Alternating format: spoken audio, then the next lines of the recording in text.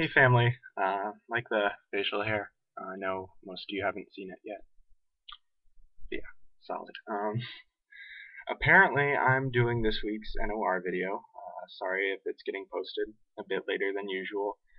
Well, I was listening to music because I'm kind of an addict, and Gungor's Call Me Out came up on my Group Shark playlist, and you can find the link for the lyrics and the song down below in the description, along with the transcript. Um, as I posted last week, God and I weren't agreeing too much on what I need, and I was on the struggle bus pretty hard. Side note, feeling much better after God smacked me in the face with some truth from our staff director at a worship night on Friday. Yeah. Anywho, I got to thinking about brokenness, God's calling, and how lucky we are that we don't call this world our home, but we're rather citizens of heaven, like Ephesians 2 says. That said, until the judgment hits, we have a duty, a calling, here on earth. And as I was and still am struggling with, God's calling might not line up with what we want. Just look at 1 Samuel chapter 3. Classic and cliche as a story of God calling, but it's in the Bible for a reason, folks. There's a lot of good nuggets in this chapter, and I'd like to break some of it down. So go ahead, pause the video, read 1 Samuel 3. Promise I won't hate you. Promise.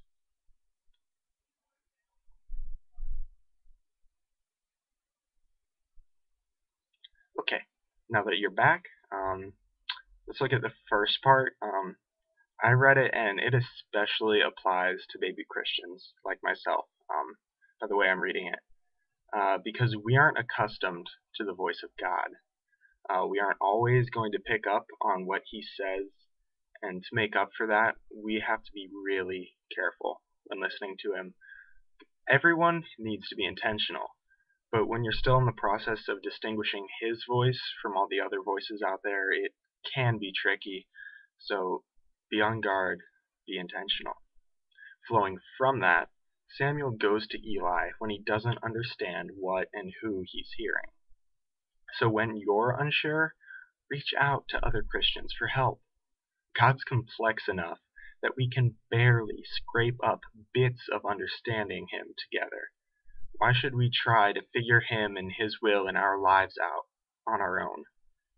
Pretty basic, but I bet that you've tried at least for a little while to do things on your own this semester. How did that work out for you? Because God made us for community. Genesis 2:18 is the first time that God was not pleased with some part of his creation.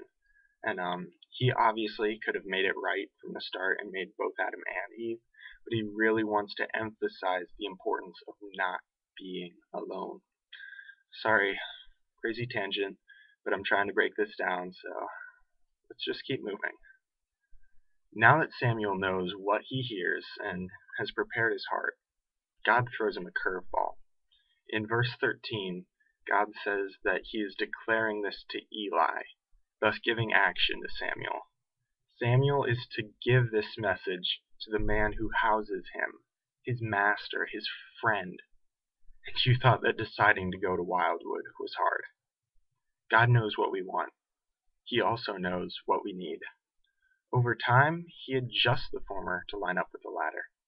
But until that happens completely, there are going to be things that we don't line up with, that we want, that aren't in his plans. He is going to allow us the choice, and he is going to allow us to fall flat on our faces. And then he'll teach us what he wants to teach us. Alright, as for application, remember this when you find yourself facing it.